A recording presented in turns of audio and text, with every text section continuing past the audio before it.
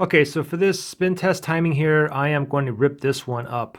I'm going to give it a lot of spin on this bad boy, and we'll see what we can do. This is a 120 gram all brass hand fidget spinner. So I'm going to go ahead and give this a really nice twirl. You ready for this? I'm going to press this nice and firm against the tabletop, and then you just want to let this baby just rip.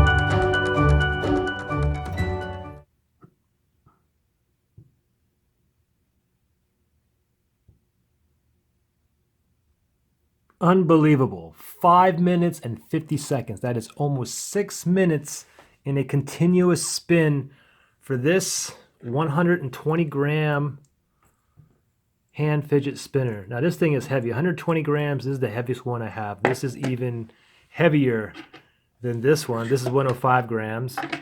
This one here, these are all brass too. So this one here is 75 grams. This is 105, and this here is 120 grams.